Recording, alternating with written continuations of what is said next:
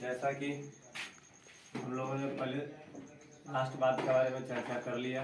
राष्ट्रवाद में हमारा था सबने और आंदोलन का भी चर्चा हम कर रहे हैं। सबसे पहले हम लोगों ने चर्चा किया था असहयोग आंदोलन। असहयोग आंदोलन के बारे में चर्चा हो गया कि राष्ट्रवाद का भूमिका कैसे निभाया जाता है, उसके बारे में सारी चर्चा हो गया। उसके बाद सबने अवज्ञा आंदोलन दूसरा जन आंदोलन था, इसके बारे में चर्चा हो गया।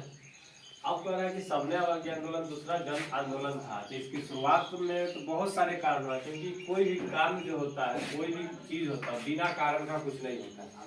इसलिए सबने अवज्ञा आंदोलन होने का भी कोई ना कोई कारण था। कारण तो बहुत हुए, लेकिन उससे फेमस जो हम लोग को पढ़ना है, जो जानकारी रखना है, वो हम लोग को जानना है। आगे तक हमने पूरा चर्चा कर दिया। इंडियन रिपब्लिक एसोसिएशन का स्थापना हो गया है। उसके बाद तुम्हारा साइमन कमीशन आया, उसके बारे में भी हम लोग जान लिए। और आज हम लोग को जानना है कि गोलमेज सम्मेलन के बारे में जानना है, और सबने अवज्ञा आंदोलन शुरू करना है, उसका प्रस्ताव कहाँ रखा गया था। उसके बाद हमको पढ़ना दांडी यात्रा कब हुआ। उसके बाद क्या है, सबने अवज्ञा आंदोलन के दौरान गांधी जी गिरफ्तार भी हुए। ये सारी टॉपिकों के आगे हम लोग चर्चा करेंगे। तो यहाँ पर दिया हुआ है कि सबसे पहले देखते हैं कि सबने अवज्ञा आंदोलन की शुरुआत के लिए सबसे पहले इसकी कहाँ से हुई, मतलब इसका बात कहाँ रखा गया था। क्योंकि सबने अवज्ञा आंदोलन शुरू किया गया, तो इसको कहाँ से शुरुआत किया गया, इसके बारे में कह रहा है। तब कांग्रेस का 1929 में लाहौर में अधिवेशन चल रहा था। कांग्रेस का क्या है, कांग्रेस मतलब क्या, भारतीय राष्ट्रीय कांग्रेस का लाहौर में अधिवेशन चल रहा था। इस अधिवेशन में प्रस्ताव रखा गया, क्या प्रस्ताव रखा गया कि सबने अवज्ञा आंदोलन जो होगा वो चलाया जाएगा। किसके नेतृत्व में चलाया जाएगा, तो यह चलाया जाएगा महात्मा गांधी के नेतृत्व में चलाया जाएगा। इस कब कहा गया, तो 1929 के लाहौर अधिवेशन में यह प्रस्ताव रखा गया। ठीक है, तो लाहौर में ये बात शुरू हो गई। उसके बाद कह रहा है कि जस्ट उसके बाद आया हमारा गोलमेज सम्मेलन। जैसे ये पारित हो गया, ये पारित हो ना गया कौन सा, लाहौर अधिवेशन में, कि हाँ 1929 में लाहौर अधिवेशन हो गया कि हाँ भारत क्या करेगा, सबने अवज्ञा आंदोलन का शुरुआत करेगा, लेकिन इसका नेता कौन कहलाएगा, तो गांधी जी कहलाएगा। उसके बाद हमारा है गोलमेज सम्मेलन। गोलमेज सम्मेलन क्या है, तो ये 3 गोलमेज सम्मेलन हुआ था 1930 में, 1931 में, 1932 में। 3 गोलमेज सम्मेलन हुआ। तीनों गोलमेज सम्मेलन में डॉक्टर भीमराव अम्बेडकर ने भाग लिया था, तीनों गोलमेज सम्मेलन में। ठीक है, उसके बाद क्या है कि दूसरा गोलमेज सम्मेलन में भाग कौन लिया, महात्मा गांधी लिए।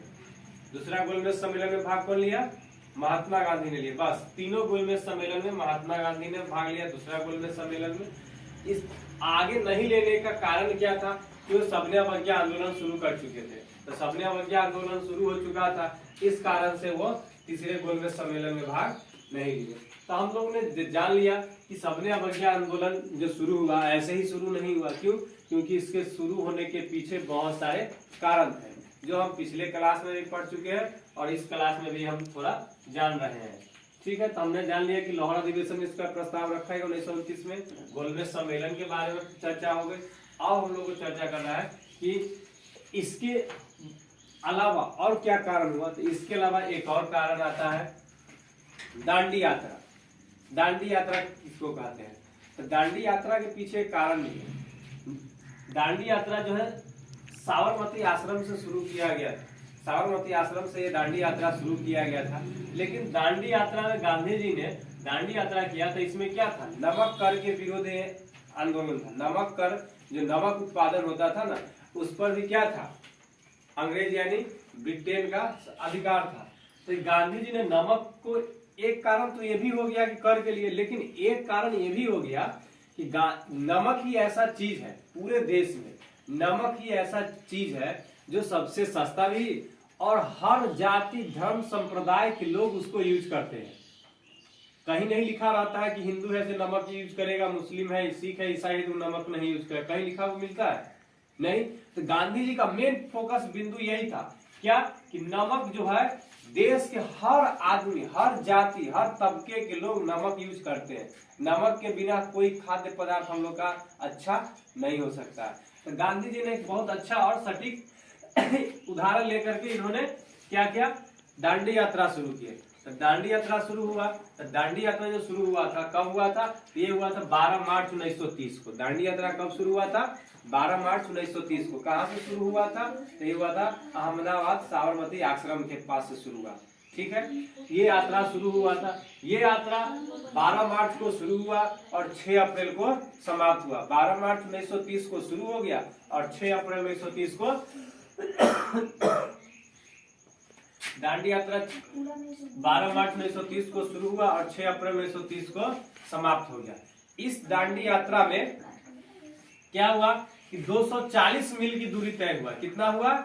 240 मील की दूरी तय हुआ, जिसमें हमें अगर किलोमीटर में बदलेंगे तो 384 किलोमीटर की दूरी तय हुआ टोटल। मतलब क्या कह रहा है कि 240 मील की दूरी तय हुआ। कब से कब? तो कह रहा है कि 6 मार्च को शुरू हुआ। ठीक है, 6 मार्च को शुरू हो चुका है और खत्म कब हुआ? 12 अप्रैल, यही ना है। 6 मार्च को शुरू हुआ और 12 मार्च को शुरू हुआ और 6 अप्रैल को समाप्त हुआ। 12 मार्च को शुरू हुआ और 6 अप्रैल को समाप्त हुआ। तो टोटल जो दूरी तय हुआ इसमें कह रहा है कि 240 मील की दूरी तय हुआ, यानी इसको किलोमीटर में बदलेंगे तो 384 किलोमीटर की दूरी तय हुआ। तो मतलब हम कह सकते हैं कि सबने अवज्ञा आंदोलन होने के लिए ये सारी कारण मुख्य रूप से हमको जानना है, क्योंकि यही सारी कारण हुआ जिसके कारण क्या है, सबने अवज्ञा आंदोलन शुरू किया गया। सबसे पहले हमने जाना था कि राष्ट्रवाद किसको कहते हैं। राष्ट्रवाद के बाद हमने जाना कि असहयोग आंदोलन क्यों शुरू होगा। तो